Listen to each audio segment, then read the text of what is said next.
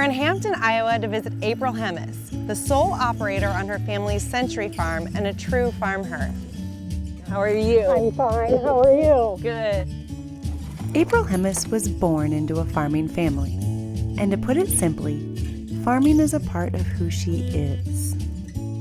Where we are is a Century Farm, and it was bought by my great-grandfather in 1901, which they farmed it long before that, but that's when it came up for sale. It was the typical farm. We just had everything. So I've been pulling pigs and sheep since I could because I had small hands. It's just a joy to be at home on the farm and that I was raised on, and get to raise my kids on the same farm and see their joys and experience some of the same experiences I had, and give them a true appreciation for the land. On my trip to April's farm, which she lovingly and proudly refers to as the Empire, I arrived just as she was getting ready to head out to a nearby field with her seed dealers. Oh, so this is Empire. What? That's mine. That's mine over there.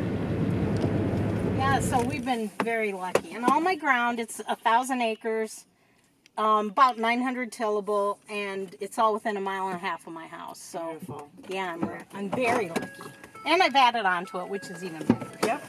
Hi, guys. I want you to meet Margie here. Hello. This is Justin. Nice and to meet Jay. you. And this is Michael. No name test later. And these are my Syngenta reps. Okay, so you guys have a drone here. Tell me, like, what that has added to your business, what you can do for customers like April when you bring it out here. I mean, you've got fields that are almost ready to harvest. Right. And what are some of the things you are looking for and how you can help April? I guess it's just a great tool to go out and scout with. Gives our customers a little bit more of a hands-on feel on the opposite side of the field where usually they can't get to. You can see it throughout the season.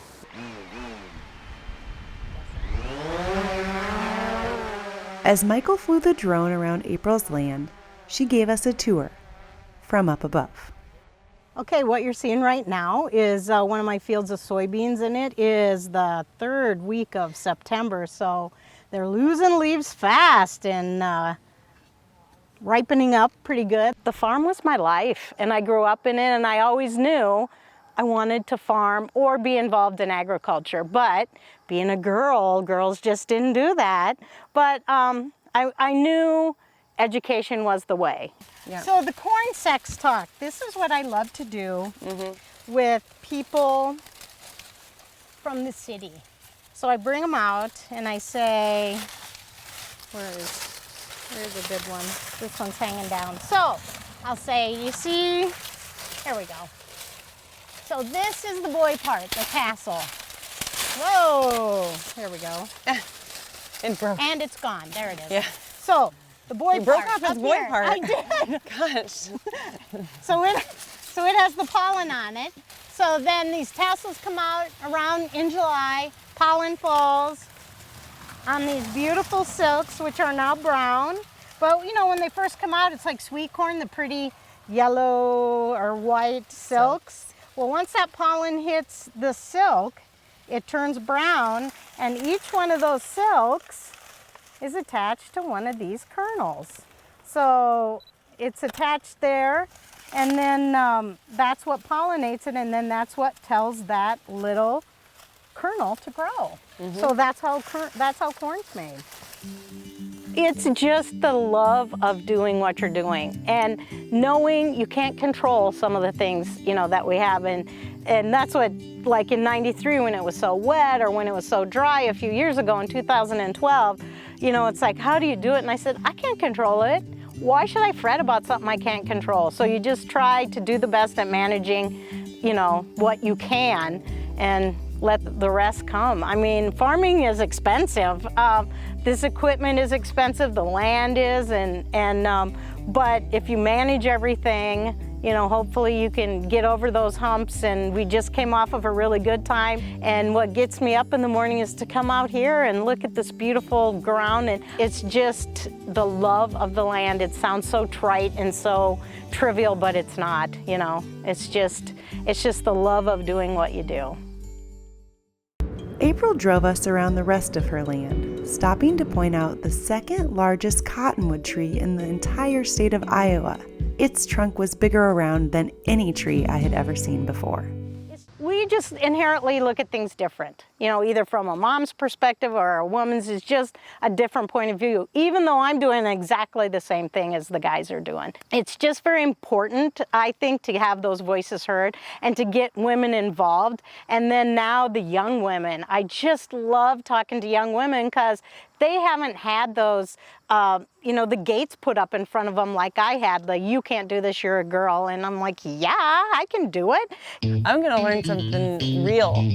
As the day came to a close, we made one last stop, up into the driver's seat of her huge green combine, letting me loose to start it up and drive it around the edge of her field. Turn the key. That's it. All the way, just like you're starting the car.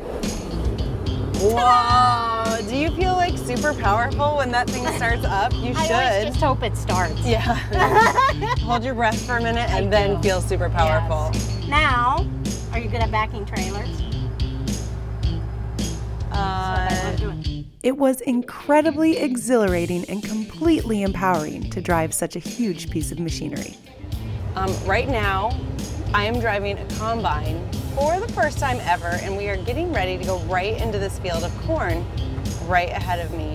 April Hemis is the most trusting FarmHer I've ever been with. Let's just say that. So let's stop and then you see the, you're fine. Okay. Yep. Now you see that outside yellow switch? Yeah. Push it down and ahead. Down. Yep. You just started the whole combine behind us. Now the yellow switch beside it, do the same thing. You just started the cornet. Whoa! Now, they make these for farmers. Slow as the turtle, fast as the rabbit. You can go to the rabbit. What? Yep. And it'll be full bore. Some of the older men, you know, they think it's cute. These girls are out there doing their jobs now, and they're starting to see, well, why does she get a truck and I don't get a truck, or things like that. You know, women going out on internships, and I said, yeah, that's out there. Woo-hoo! John's like, you're going slower than a turtle. Okay, shut her off. This is it. Turn the key, it's off. Okay, that thing shuts down. Amazing, isn't it? Yep. It is amazing. Thank you for letting me drive this. No problem. You just, I wish it would have been. I don't know if you know this, but you just empowered me today because Really? I feel like this is pretty cool. And I've never done it before. I can't believe that. Yes.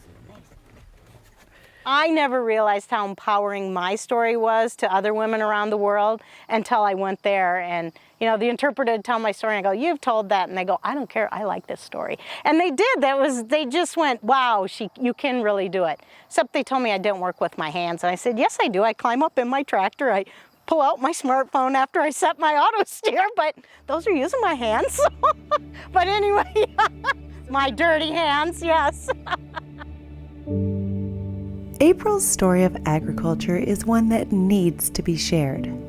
A young woman can grow up on a farm in the middle of Iowa, go to college, even find her way to Washington, D.C. and back home again. She can raise a family, run the farm, grow it, operate any kind of machinery, work with her peers, share what she does around the world, and come back home again for harvest. A FarmHer can do anything she sets her mind to. Just look at April Hemis, because she did.